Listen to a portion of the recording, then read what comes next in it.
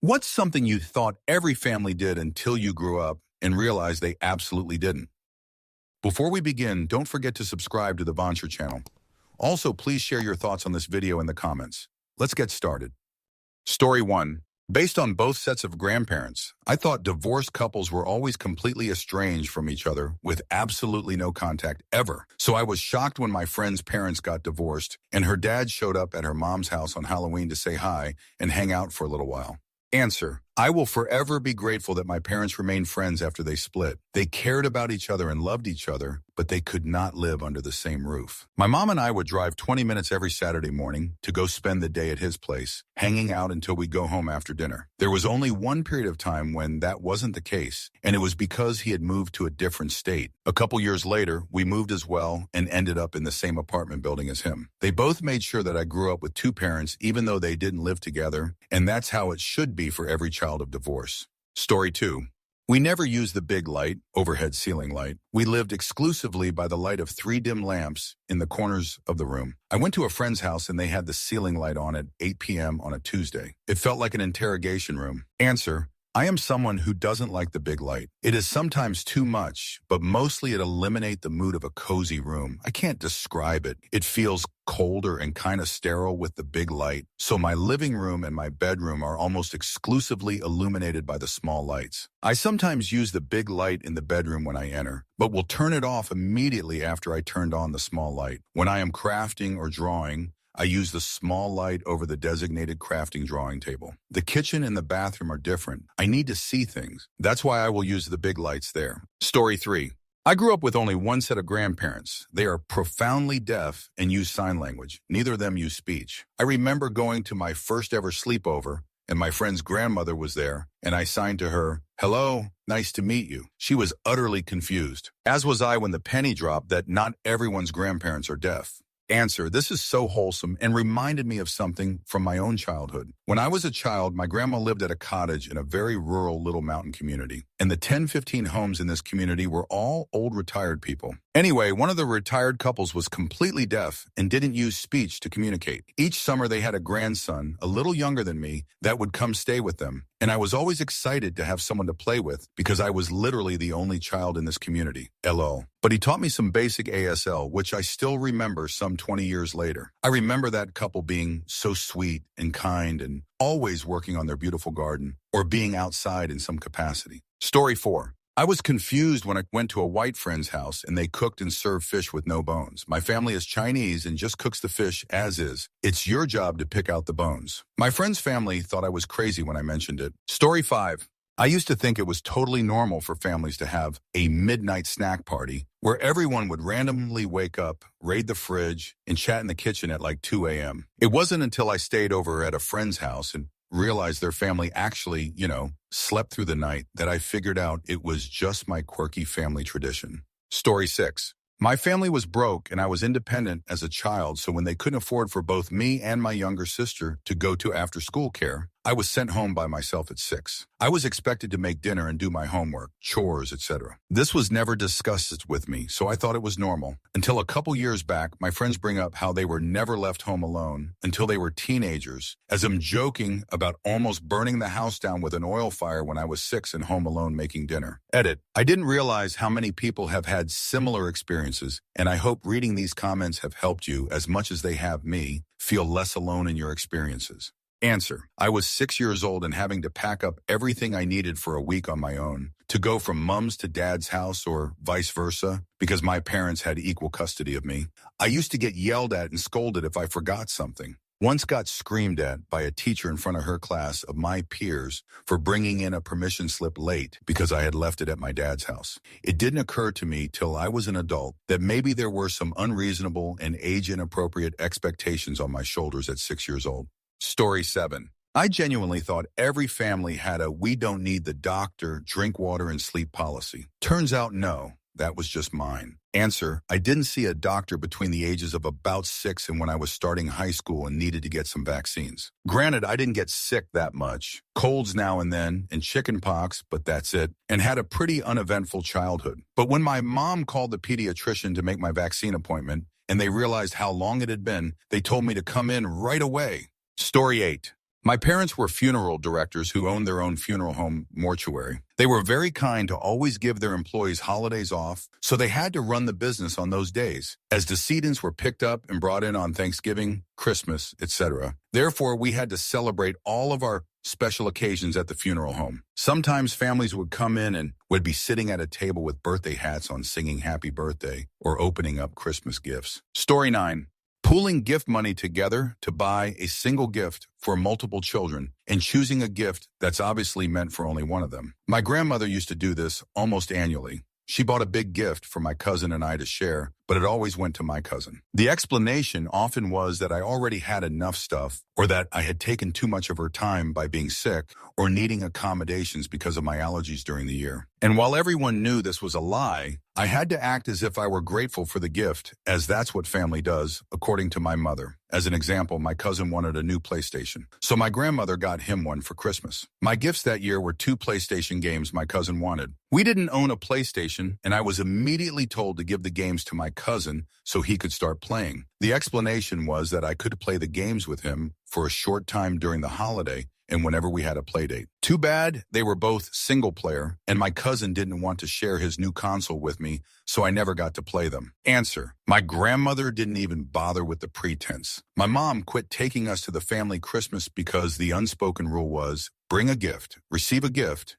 and we were always broke. I remember multiple years just sitting watching my cousins open gifts while we got nothing from anyone. The worst year we did an exchange, and I guess my grandmother drew my name. I had never received a gift from her before. I was 10. Anyway, as I ripped the paper, I could see the box was for a snow globe featuring Noah's Ark. I was so excited because I actually like snow globes. But as I opened the box, it was my grandmother's used socks and underwear. She was a tall lady. There was no possible way they would fit, but she was always nagging me about being pudgy. I literally burst into tears. She said I was being dramatic. I probably wouldn't have cared if it hadn't been for the box. The same day she bought my cousin Anthony a new Nintendo game. Fudge my dysfunctional family. Story 10.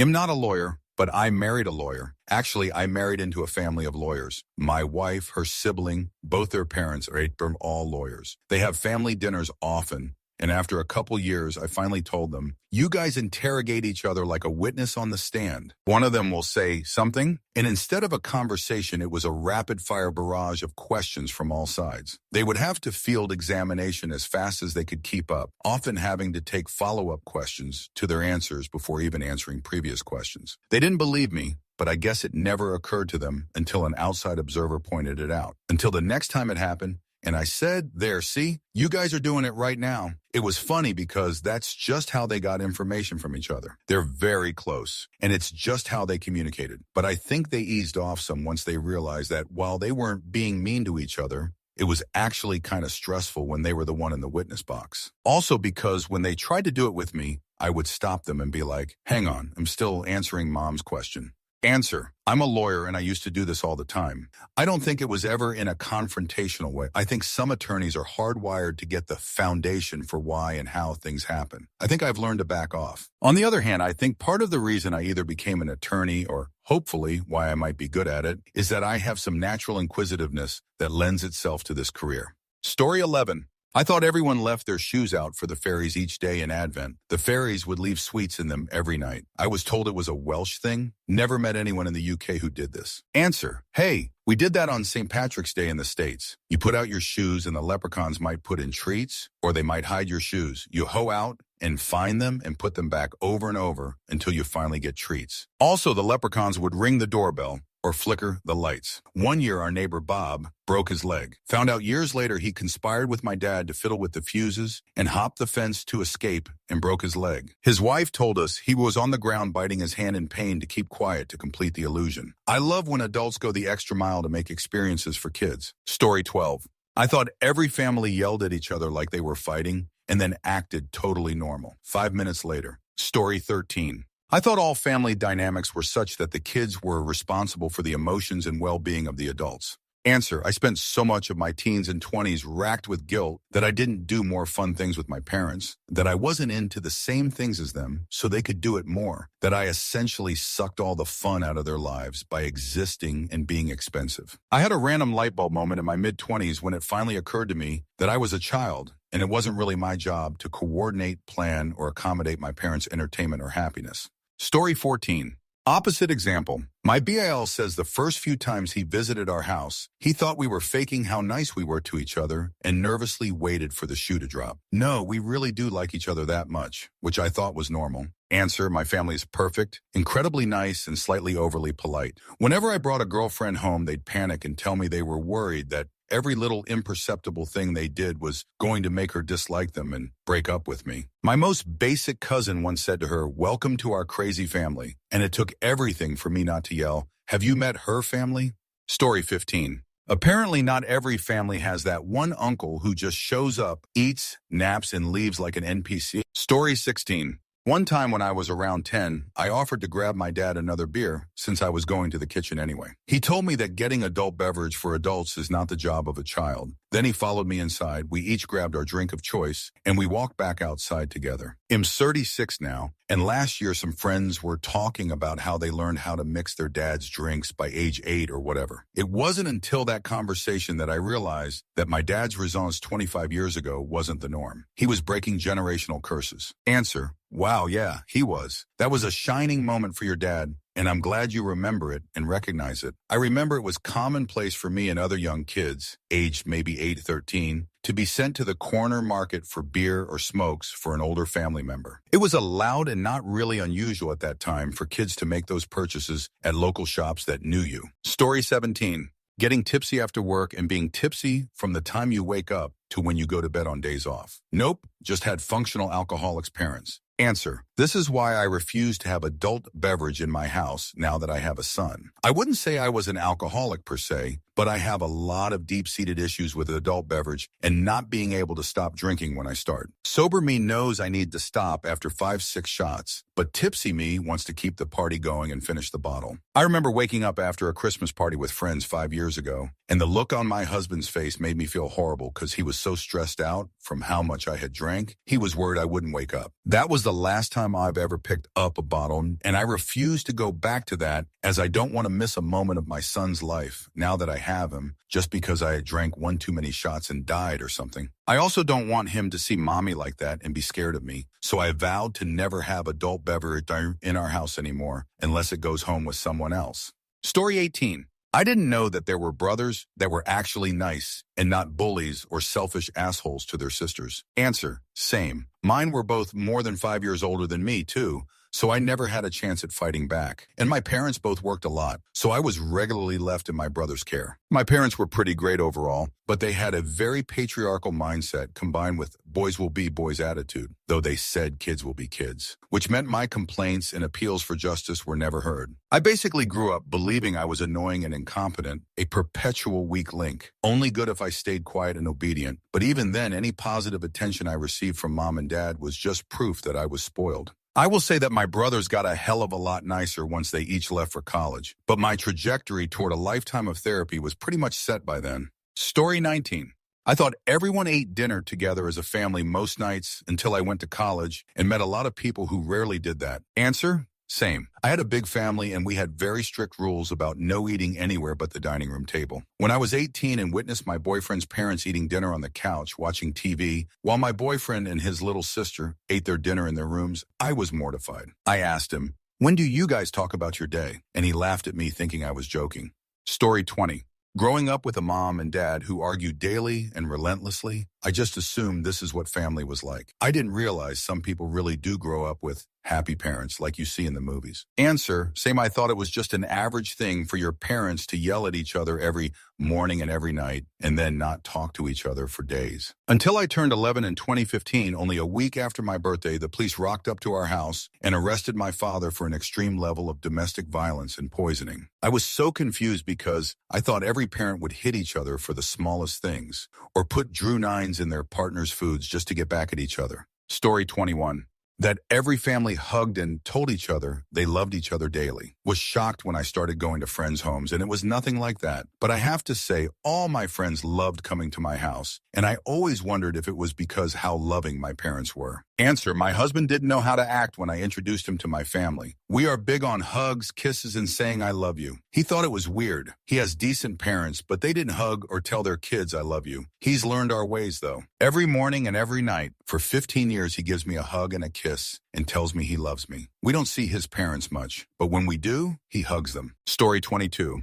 Father was a raging alcoholic. He would have said functional, as would my mother. But my memories of removing his piss, covered pants at night, and getting clean PJs for him say otherwise. And those are the light ones. He'd also get lost and end up in my bed. Treated his daughters like little slaves. Who he owns called me a whore for wearing an athletic bikini in middle school. After intimacy assaulting me, he would sit at the dinner table and tell my mom how I would never be allowed to use the computer. It's not safe. There are pedophiles. I got picked on really badly in school for not having computer access. I graduated in 2006. Literally everyone had internet. And finally some nights, he would go on rages and tells us that we were losers, would never succeed in anything, and didn't deserve what we had. We were little kids when this started, and it didn't stop until I moved out. He's an evil, awful human. And so at 30 years old, I told him, I remember everything. Unfortunately, I did remember everything after my partner at the time relapsed. The smell of adult beverage on his breath reminded me of my father. I never want to talk to him again.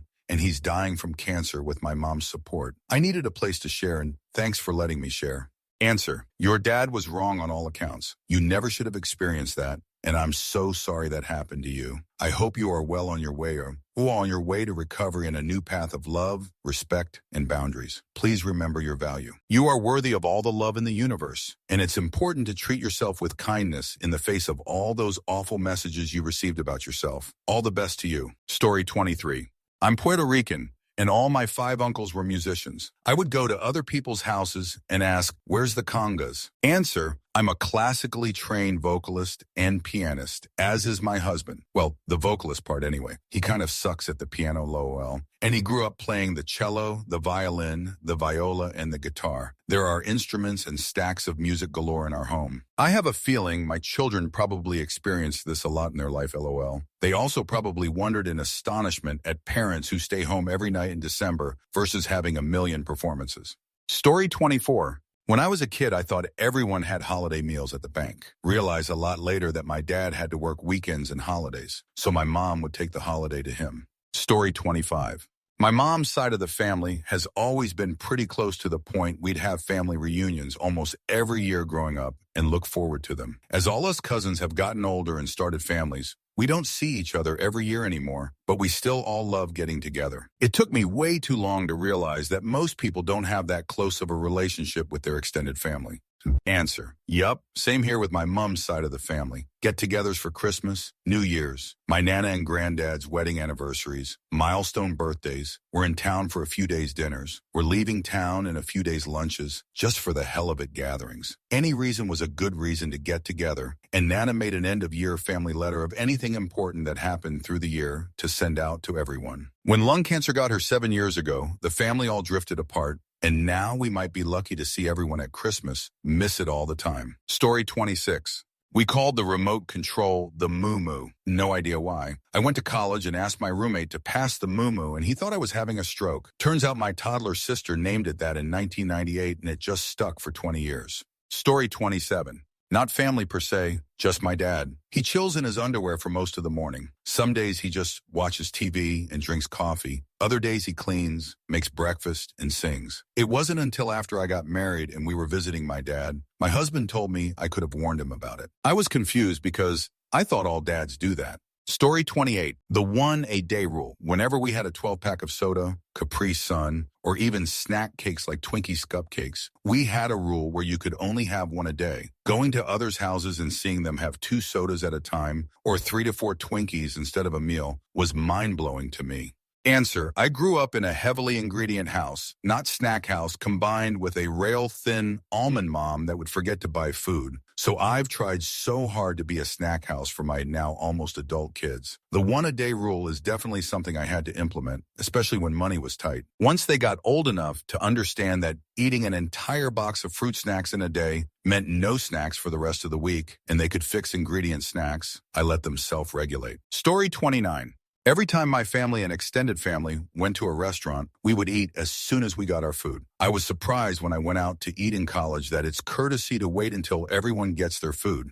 Story 30. I thought everyone had to be on eggshells all the time when Dad was home and not give him an excuse to fly off in a screaming 2-hour rant. One day I was out in the backyard and I found my uncle's hammer, which my father had borrowed the day before. It was lying in some wet grass. The head was slightly rusty as a result, but the stock was plastic, so it was okay. I came into the house and told him the hammer was outside and that he had forgotten to put it away. He flew into a screaming rage for 2 hours following me around the house for not picking up the hammer, the one he forgot to put away. I thought being treated like that was normal. Answer: the following you around the house thing. I'm sorry you had to deal with his rage like that. My mom did that when she was raging out. And now looking back, it pisses me off to no end. Like you're quietly walking away from them to try and regulate your nervous system since they are unwilling or unable to regulate their own, but it's your parent on your heels, so there's nowhere to go. Story 31.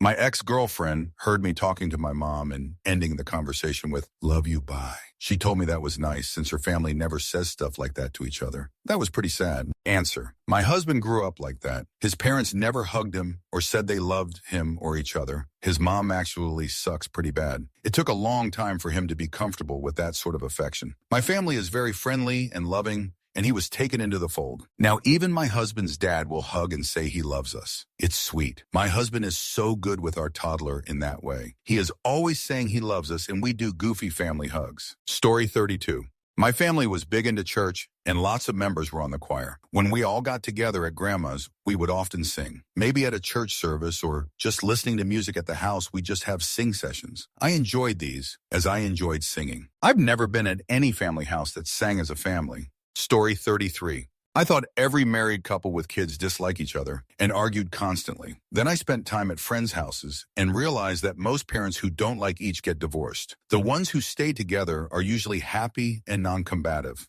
Story 34.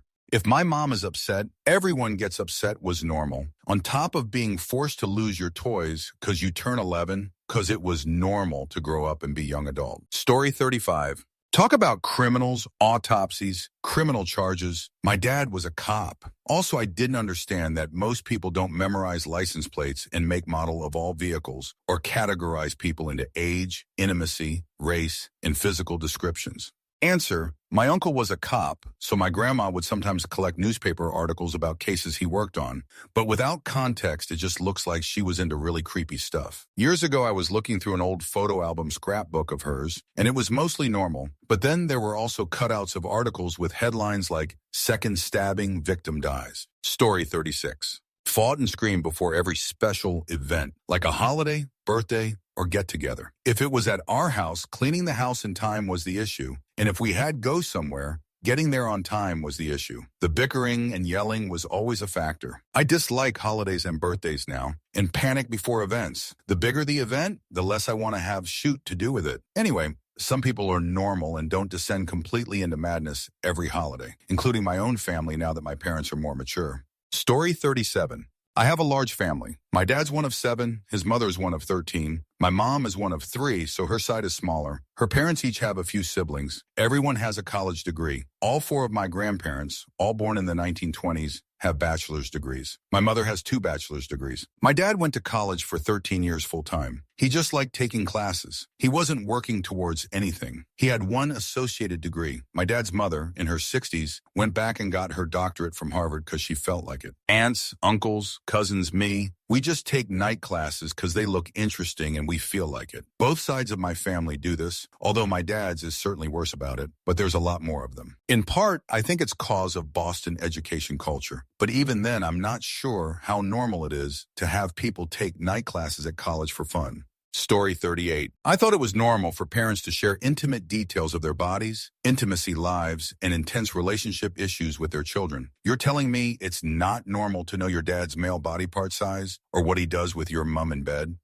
Answer, yeah. My wife's parents divorced when she was 2, so she became her mother's best friend, an emotional dependent confidant, and still 40 years later, tells her way more than she needs to know about her life and intimacy. Wife's been in therapy for 14 years, but her mother refuses, just relies on my wife for every single thing. She knows everything about her mother's intimacy life and relationships, whereas I would assume my parents were virgins if not for my existence. And who knows, Lord willing, maybe I was adopted. Story 39.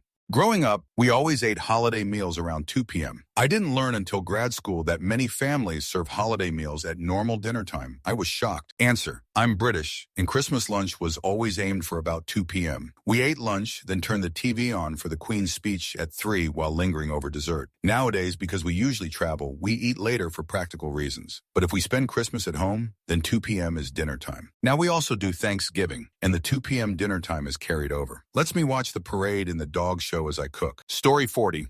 Collecting water. My grandparents grew up really poor, and the only source of water was a natural spring from the mountains. Even when things got better and they got close middle class, they never grew out of that habit. They taught this habit to my mother, who later taught it to me. Then I became independent, and it still feels weird to buy water. Story 41. I thought it was normal to like your family and to be willing to help them when they need it, but based on so many people I've known, including my wife, apparently we're the weird ones for that. Answer, my mom and I were insanely close and I thought that was normal. But I got told again and again, especially through her dementia, how unusually close we were. She died when I was 35 and it really hurt, but I have come to realize how insanely fortunate I was to get 30 years with an incredible mother. I was even lucky to get to step up and show her some of that love and care in return for 5 years. Some people don't even get 5 minutes of that kind of family relationship. Story 42.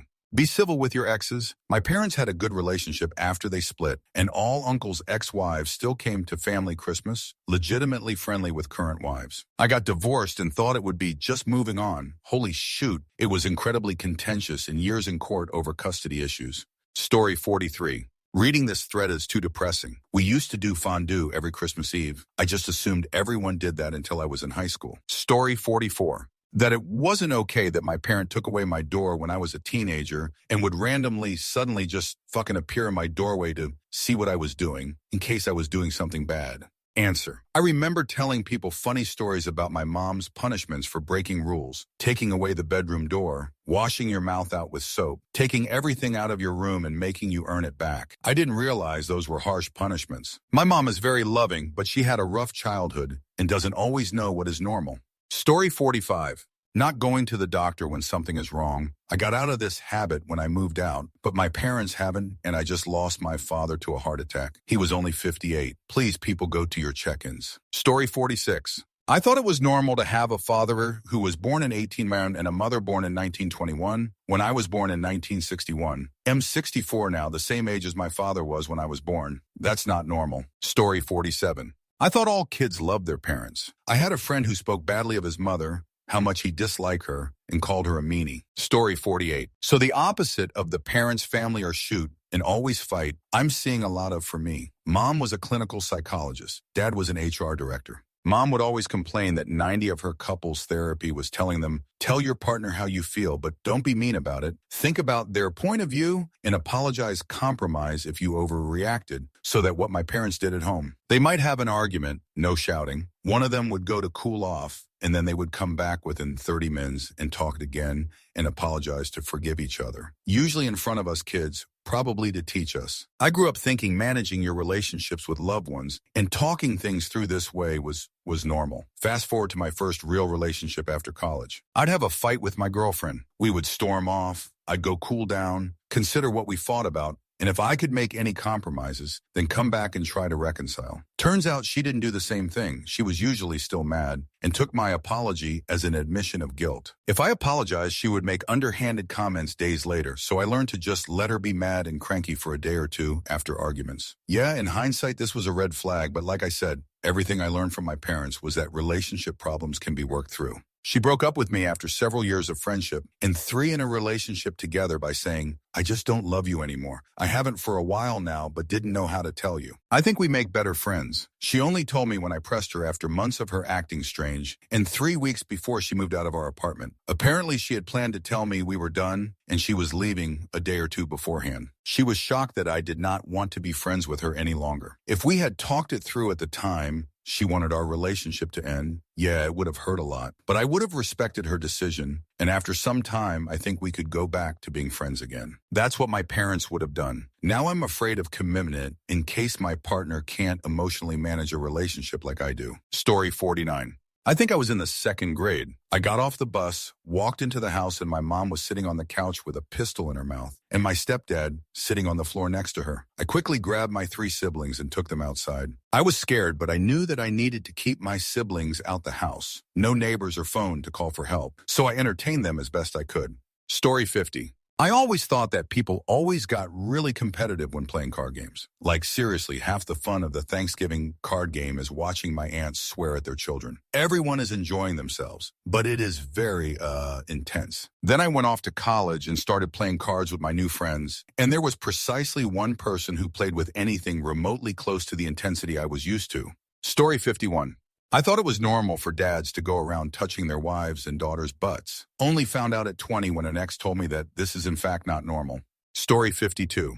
When I was 10, 11 years old, I ended up walking with a kid to visit her grandmother. I was shocked and couldn't shut up about how nice she was. I just couldn't believe it. The woman was the nicest old lady I'd ever met. She was like something out of a movie. When I got home, I told my mom in disbelief about her. Then I got screamed at to shut up and nearly hate she when I didn't straight away. You can probably guess what my grandparents were like just from that. That's when I learned that some kids had nice grandparents and relatives who actually wanted them and loved them. I honestly didn't think mine were weird until that day. Why would I? Story 53. Stockpile food and turn off the central air heat at night to save money. I grew up thinking I was poor because of how my family lived and only found out we were upper middle class when I was applying to college. I was applying for Pell Grant eligible programs and was told I was way outside the eligibility parameters. Turns out my family has Depression-era values, and they never were able to move out of that poverty mindset. My father drives a car from 2011 and will likely keep doing so for years. We stockpile beans and canned food in case there's a time when we don't have food. We lived in an old house in a barely decent neighborhood. We penny pinched for everything, and there were so many things I didn't even bother asking for because I just assumed that we couldn't afford it. So imagine my surprise in finding out that all of that hardship could have been avoided if they only ever just lived within their means and not way below it. I still have guilt with spending any money, and it's something I've had to work through my whole life. I'm determined not to pass that poverty mindset down onto my children. I'm married to someone who grew up very wealthy, and the gap between us is so large because I grew up living like someone in low-income circumstances. So I don't even know how people who are upper middle class are supposed to live and the experiences I should have had. Answer, I feel this. My mom grew up in poverty in post-WW2 Australia. She's 75 and she still rolls with that mindset. Never mind that my dad had a decent job, and my mom worked too in childcare, so nothing glamorous, but we more than got by. My brother and myself were sent to private schools. But my mom, every gift she ever gives is from an op shop, thrift store, but she'll deny it till the cows come home and swear she bought it new. My folks are both driving 2005 model cars, and they don't need anything glamorous, but they don't even need 2 cars anymore, but they're so tight they won't upgrade. And I am right there with you with the guilt. I live in a very expensive city, and I only ever shop for myself from Kmart Big W Best and Less. Super cheap, not good quality clothes. I earn a very decent wage as a school psychologist, currently on maternity leave at half pay, but even when I'm pulling in my full salary, I just cannot get past being so cheap when it comes to myself. Story 54. Having a big shelf dedicated to dictionaries. My dad was a translator. I briefly trained to be a language teacher in the UK and discovered that basically none of the secondary school kids I was teaching knew how to use one or even had a dictionary at home, where looking things up or just browsing one to find weird and interesting words was a common occurrence for me as a kid. They also couldn't read a clock, though, so I don't know, maybe they just had massive holes in their basic education. Answer, I used to love flipping through the dictionary and reading random words. Sometimes I would close my eyes, open it to a page, point my finger to somewhere on that page, then open my eyes and read the word my finger landed upon. I would read the word words before, after, and around it, and then would try to find other words with the same origin or related meaning. It's so sad kids largely don't have this experience anymore due to everything being digital. Story 55. Apparently not everyone has a guy who comes and picks up the kids for a few hours once every couple of weeks. Turns out my mom and bio dad were divorced and this was his custody time. Him and my mother had been split up since I was about 1.5 years and my brother was a couple of months, so we never called him dad. Our stepdad was dad, but mom never actually explained any of this and we just figured it out as we got older. We visited our grandparents every other week too, alternate weeks than our bio dad, but the same day. So it didn't fudge with our schedule. It was just how Tuesdays were. So we figured it was just the done thing to let mom and dad have alone time. Story 56. The appliance graveyard. That one cupboard in the kitchen filled with obscure, single-use gadgets that were used exactly once. The egg slicer, the banana saver, the electric can opener from 1980. I thought every kitchen had a museum of failed culinary dreams. Story 57. I grew up thinking it was normal for parents to sleep in separate buildings, never kiss, and communicate almost exclusively through notes on the bathroom mirror. Story 58. It's wild how you can spend your whole childhood thinking your home life is the default. I remember walking on eggshells at dinner too, trying to keep the peace. It really messes with your sense of normal when you realize other kids weren't managing their parents' moods. Honestly, the random uncle was the least stressful part of that whole dynamic. Story 59. My dad was a pilot, and we owned a little plane that lived at a little airport. Until like 3rd grade, I thought everyone had a little plane. Story 60. Finding out that Santa wraps gifts was wild to me. I thought it was just in movies because wrapped presents are easier to draw fine props of. When I was a kid, gifts from parents were wrapped, but gifts from Santa were out under the tree to be seen immediately when we'd come down Christmas morning. There are 3 of us, and at some point my dad had a clever idea, and Santa found a spool with 3 colors of ribbon on it, so we'd know which was ours by the color of ribbon tied around it. Story 61. Using the bedroom as the living room. My parents were quite seriously ill, which caused them to be bedbound for days when it was bed and go to bed very early on good days. But family time and dinner was always important to them. So me and my 2 little brothers would all gather plates and move up to the bedroom and eat on the bed together. We also did homework there if we needed their help, snuggled all under the blankies together to watch telly. And if we did something wrong, we sat at the corner of the bed talking it out for hours. When I got roommates, they were amazed that I did schoolwork in bed. And turns out not every family hanged out in bed together. I still work from home from bed, and when my partner is away, I even in secret eat takeout in bed, sometimes gehe. I am not allowed. Story 62. Having to wait or queue up for it if another sibling was already there, in front of the coat rack area next to the TV for the remote to be thrown at you. Then putting the remote back together and ferrying it back to your father for another round if needed until you were done being punished or the game came back on. Honestly, now that I'm thinking about it, harmful behavior is what I thought was normal in every family, but apparently isn't. Story 63. That brothers were always mean. I was invited to a girl's house once in primary school who had 2 older brothers. I wasn't very nice to the one at home. I can still see the looks the family gave each other. Wasn't invited back. Story 64. Unconditionally love and support their kids. I saw it on TV as well, so I thought it was like that for everyone. Arguments with no fear of losing their love. Family dinners, outings. My parents always turned up for events and supported our hobbies and seemed really interested in what we were doing and how we were feeling. None of my friends have parents like mine. It sometimes surprises my parents when my friends get attached to them. We are in our 40s now. But they are always supportive of all of them and celebrate their achievements as well as mine. So it's not surprising to me. It wasn't perfect. That would be oversimplification. And I sometimes felt like my parents liked my friends more than me. But now I know bone deep that it was never a competition. Story 65.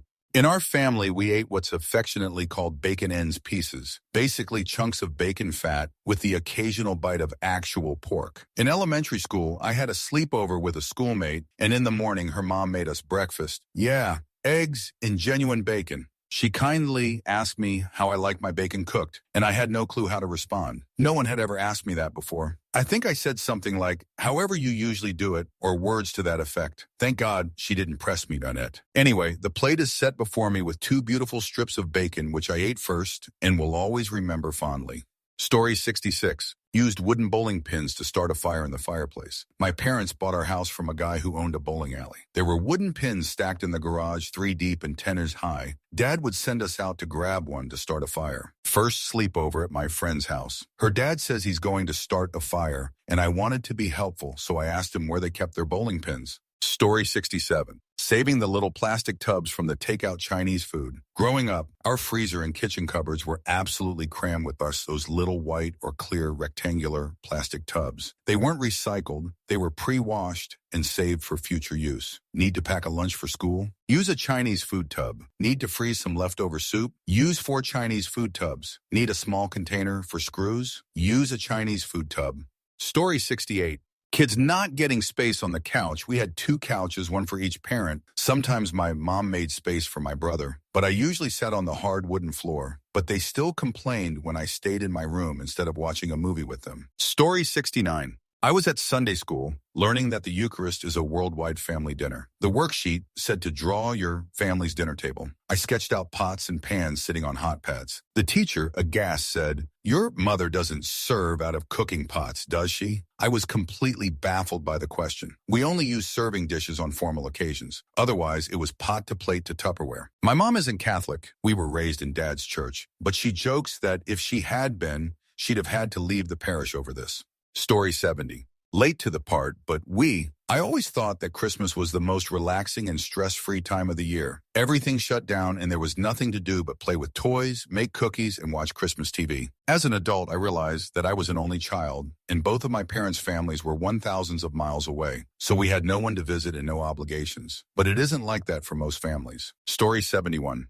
Grew up in a pretty stable home. Mom and Dad were home by 5 after work. Dinner on the table by 6-ish. Dad always had the chair that pointed toward the TV when we ate in the kitchen. Dad and Mom were home most Saturdays. Also the day we were made to do yard work before playing with friends. Sunday was church. Wednesday was church. Parents would argue, but got over it. Married 54 years. Grandma watched us off to school nearly every morning. Sent to Grandma's for a week every summer. It was only as an adult that a lot of my adult friends lived vastly different lives. Story 72.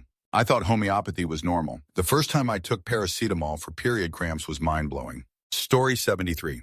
I grew up thinking it'd totally normal to eat only organic, natural food. Not all of my friends are like that, but I thought their families were the weird ones, since the bulk of my friends also ate all organic foods. Then I entered elementary school, saw the food that they served in the cafeteria, and the sack lunches kids brought from home, and realized my family was the weird one. I know it's a little more normal now, but this was the late 80s and early 90s. Organic food was still a very niche thing just for crazy hippies like my parents. I also thought it was totally normal to just randomly have one uncle who would come stay with you for months at a time and a grandfather no one ever talked to or about. Turns out my uncle was just homeless a lot, and my grandfather was an harmful behavior piece of shoot who my mom cut contact with. Story 74. I grew up thinking it was completely normal to be kind to someone's face, but then to talk all kinds of shoot about them as soon as the door closed. Both of my parents were incredibly two-faced, and when I mentioned that I had never seen anyone else's family behave that way, I got screamed at, belittled, called a liar, you name it. I instantly became the family scapegoat, and I thought this was a completely normal reaction. Story 75.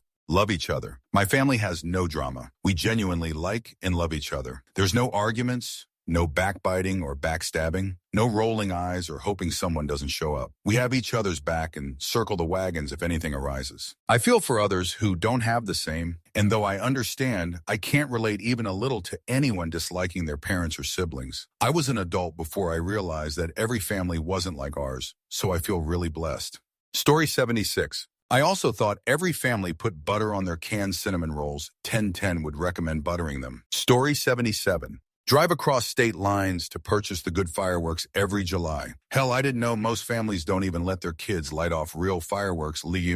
Feo. Story 78. Break out into song randomly. I'm being dead serious. Every car trip always turned into karaoke. My mother sings when she cooks. My brother is constantly acting like he's in a musical, which is fun until it's 11 p.m. and I'm exhausted and he bursts into my room to break dance badly. If someone's saying a keyword like stars, it's a 90 chance someone is going to break out into song. The fact that only 24 of us can actually sing is just the cherry on top. It's been like this since I was a kid and has only gotten worse now that we are all adults. Story 79.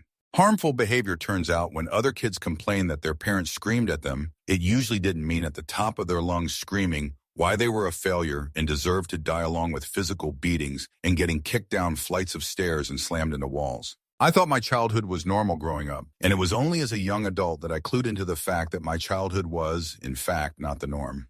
Story 80. Theater hopping. We as a family did it every Sunday after church. LOL, I'm giggling, remembering that part. It wasn't until I was 15 and went to the movies with my friends alone. For the first time, I learned that one ticket meant we only watched one movie, not three. Story 81. I thought every kid got themselves up, got ready for school, ran their parents' bath, made them coffee and breakfast, woke their parent up, until middle school. A friend and I decided to switch houses for a week. She thought my mom was the greatest. 2 days in, she was miserable and I was having the time of my life. Her parents were like, "No, we're the parents. You don't have to do everything." Miss you, Biddles. Y'all were great people.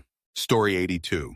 When I was little, my mother also mandated that she check and measure my genitals because it was a cultural tradition. It was not, and it would continue until I left for college. In terms of what that entailed, it involved her trying to arouse my genitals to measure it. It really only dawned on me recently that your own mother shouldn't be trying to make your genitals arouse for inspection purposes. Story 83. Wasn't allowed on my parents' bed except for Christmas morning, and 1-2 times a year if my parents' shifts aligned so that one of them was on nights and the other wasn't. So we'd be allowed one sleepover each during that week. I was baffled when I was a teenager and learned that some people slept in their parents' bed with them, like on a regular basis. Answer: my son slept in my bed last night, he is 3, because he had a nightmare. I want to instill that he can always come to me when he is scared or needs me. I remember I was no longer allowed to do that when my father married my stepmom. I never forgave her, although she did much worse than this, as my sister and me were so used to climb into his bed on Saturday and Sunday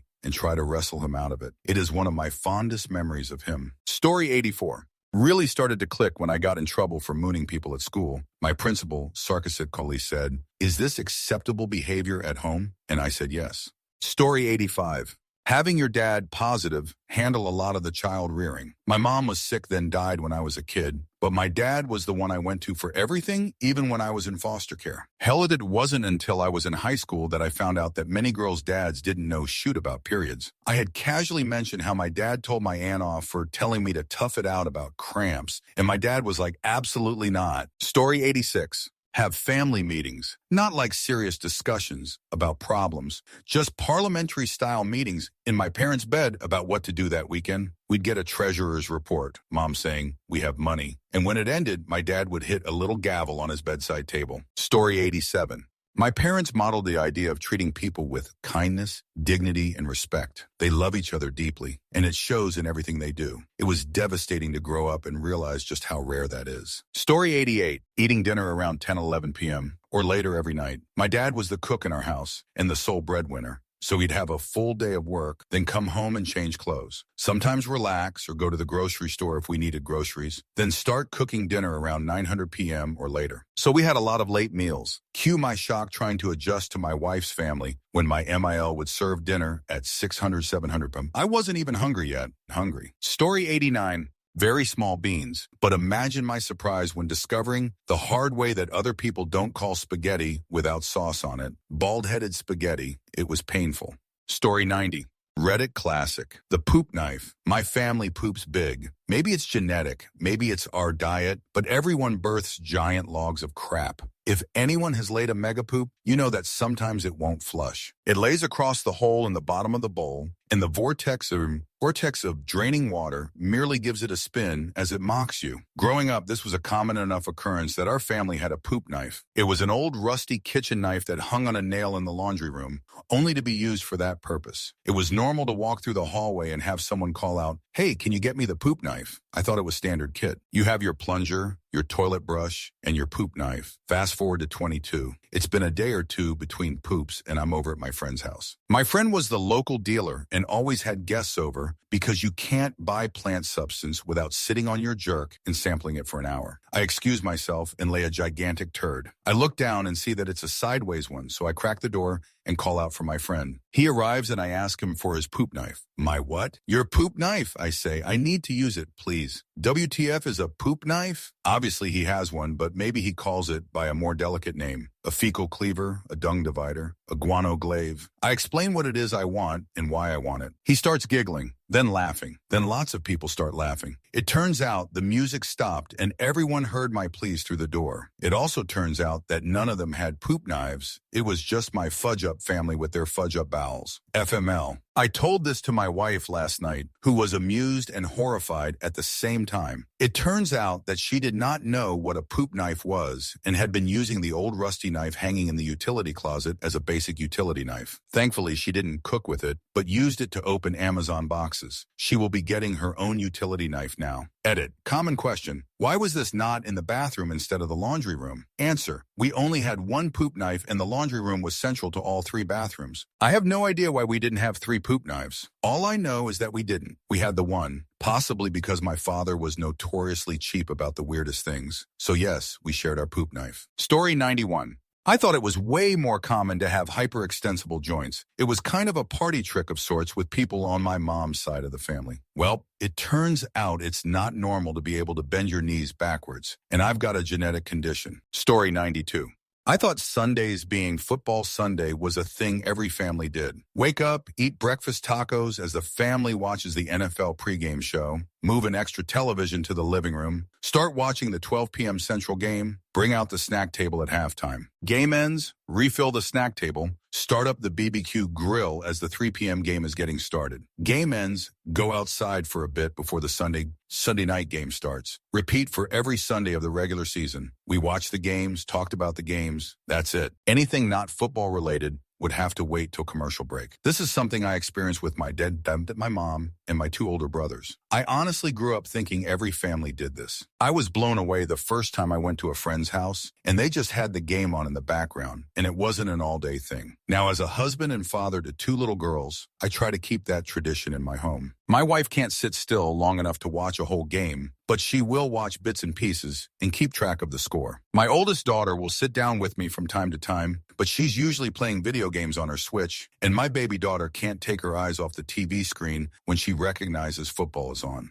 Story 93. My dad always keeps ice cream in the freezer every season. In college, on a cold day in January, I went up and grabbed some ice cream in the cafeteria. My friends asked me why I was eating ice cream if it was cold out. It had never occurred to me that some people only eat ice cream in the summer. Story 94. My dad used to buy me the Kool-Aid in plastic bottles. He called them kids' beers. Turns out that's not what it's called, and if you ask for one at someone else's house, they are very concerned. Story 95. Extreme hospitality to people who are practically strangers to you. My mom was the type of person who would invite everyone to Christmas and Thanksgiving. And when a coworker she'd only worked with for a few months ended up temporarily homeless due to circumstances outside her control, my mom let her and her 3 kids stay on our pull-out couch for a few months while they got back on their feet. Thankfully, she was a good judge of character, so this habit mostly meant that we had a lot of bonus family who we were not technically related to, but who were welcomed in regardless. After moving out and across the country, I've continued that habit as an adult, and it still confuses me how shocked people are by offers I see as normal. If I have a car and you don't, of course I'll offer to drive you home. Why wouldn't I? Oh, your water heater is broken? You can come over to use my shower and laundry machine until it's fixed. I like to think that it's a good philosophy to have in the long run, as long as you don't let people take advantage of your goodwill, obviously, but people always seem shocked that I'd extend those things to them. That's just common sense to me, though. That being said, it's hard to tell what accommodations are normal for other people. I'm still baffled by the time I brought a friend home and they were shocked that my mom bought gluten-free food for their sake. I mean, my mom isn't going to feed you poison. She asked what your allergies were beforehand. Why are you surprised by this? I'm still not convinced that one was a result of my family's weirdness, but my friend had never met my mom before and just expected to have to buy their own food for the whole week we were visiting. Story 96. I'll never forget going to my friend's house, and his mom looked at his dad and asked him to take out the garbage. I cringed in preparation for his dad to meanie out his mom, but his dad just said, "Sure, honey," and took out the trash. That's when I realized my parents were psychos. Story 97.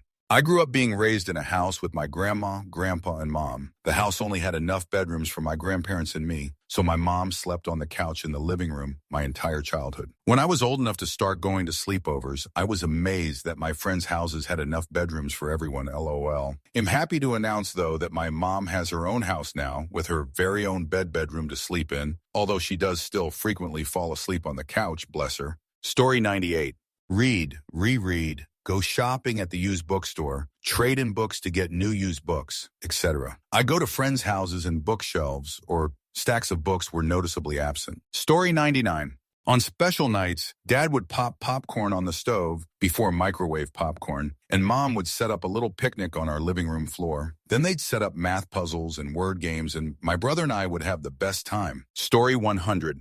In my family, family members get shut out, and that's that. Nobody thinks it's weird or pressures you to associate with assholes just because they're family. To this day, I do not understand people who post about horrible family and then act like there's just nothing you could do. Story 101. I tell people some of the things my mom said to us as kids, and they always look at me like I need to talk to someone. Like, go play in the street when she wanted a break from us. All right, who wants the bat and who wants the crowbar? When we would fight endlessly. Do you want me to cut it off? When we would cry hard over something like a stubbed toe ETA. On a more wholesome note, we never left the house without giving both parents a hug and a kiss on the cheek. Because you never know how long you have with someone, it's best to make each goodbye a good one, just in case it's the last. Story 102.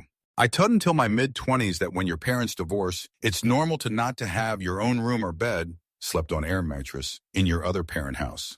Story 103. That the way to resolve an issue is to get mad about it, let everyone know you're mad, then stew about it alone until you get over it. Now, I know that families can, 1, talk through their issues until they're resolved. 2, be frustrated at something and not let it consume you. Apologize, move on. Healthy conflict resolution is a beautiful thing. Story 104. I thought the whole men are slobs and women are just naturally neat thing was exaggerated for TV because I, female, didn't seem any cleaner than my brothers. All 3 of us were constantly scolded. My father was always the cleanest person I ever knew. He would never leave dishes in the sink overnight and showered 3x a day. He did live in Florida at the end of his life, so it wasn't totally out of nowhere, just overzealous. My stepdad will literally come home from a 48 shift at the firehouse and immediately start working on the lawn. So I was in for a hell of a surprise when I went off to college. Female roommates? Horrifying. Came back from a weekend home once to my roommate's dirty panties on the bed. Just nightmare fuel. But the worst was definitely this one guy I had a bunch of English classes with. He wasn't really my type, but he wrote poetry that it was actually pretty good. And he wrote me a ton of wistful love poems, and I finally agreed to a date. We saw a movie.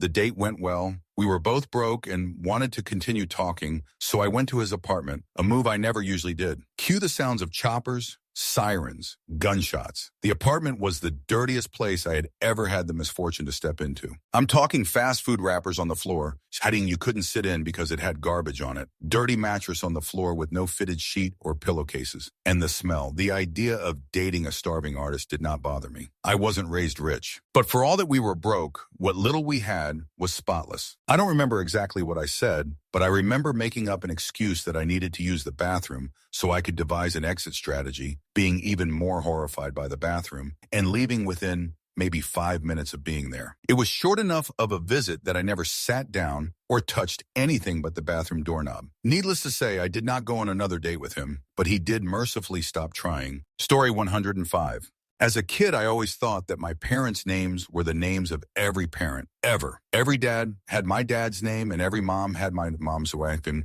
I'm not exactly sure why I thought that. Story 106. Birthday spankings. I was probably 15 when I first said give him his birthday spankings to a friend during his birthday party, and his whole family looked at me like I had just eliminated the family dog in front of them. My entire maternal family had been joking about birthday spankings at every birthday I attended prior to this. Story 107.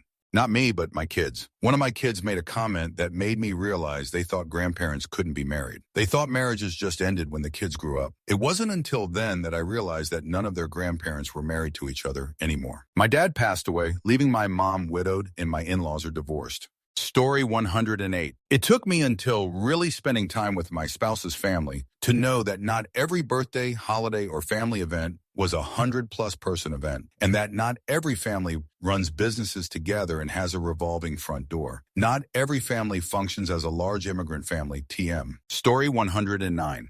Saying the words "I love you," I would say it to my grandpa. It would be followed up with a yup or okay. He genuinely adored me, but displayed it through acts of service. My grandparents, mostly grandpa, always picked me up, dropped me off for school. I would linger around the hallways with my sixth-grade boyfriend, wouldn't immediately walk out after dismissal. My grandma was upset with how long I had him waiting, threatened to have him stop picking me up, start riding the bus. Never saw him get mad at her until she said that. I realized how much that time together meant to him after that. But after going to friends' houses or overhearing them on the phone, I noticed a lot of parents would hug them, say "I love you" before they departed. Even now I can say it to my friends, no problem, but it feels like I'm speaking a foreign language when I say it to family. It's very unnatural. I try to say it to my niece as often as I can, but even she doesn't know how to respond to it at age 6. We measure love by acts of service gifts, and I dislike it.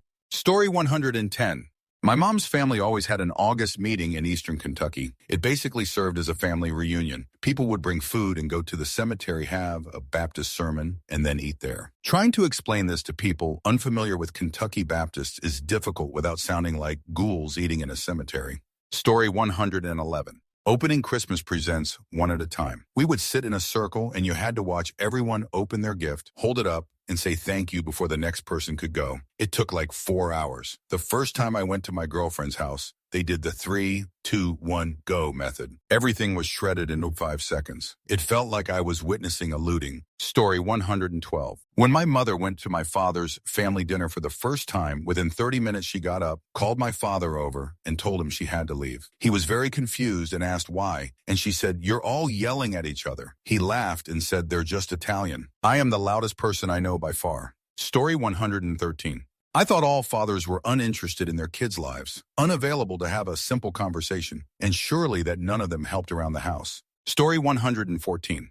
Until my senior year of college, I really thought you could never run the microwave and dishwasher at the same time anywhere. I was living in my first apartment and stopped my roommate as he was putting something in the microwave because the dishwasher was running, and that would obviously trip the breaker. Nope, that was just my childhood home. I think my parents almost cried from laughing so hard when I told them about it. I also didn't realize that it wasn't normal to have extremely involved parents. I've always talked to my mom multiple times a day, and they had a genuine interest in whatever hobby I decided to try on. Story 115. I grew up with nearly all of my many cousins living within a 10-mile radius, and we spent a shitload of time together. Didn't realize that was abnormal until I started dating my ex-wife, who had not even met some of her cousins. Story 116.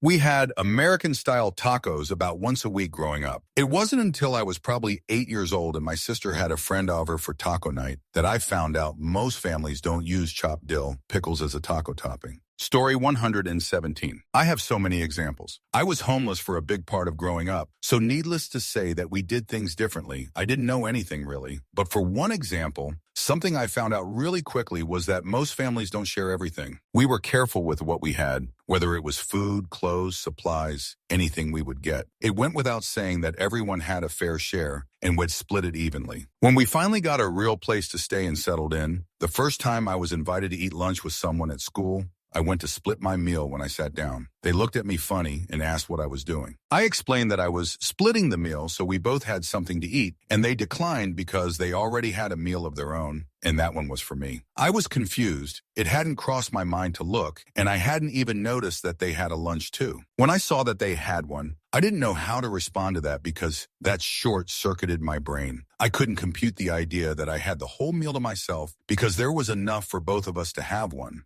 Just kind of sat there trying to make sense of what to do next. That meal went on forever, and it was as filling as if I've never eaten before. Blew my mind that most people have their own things. It did give me a funny story, though. That's it for this video. Don't forget to support Vancher and my second channel, Vancher. See you soon.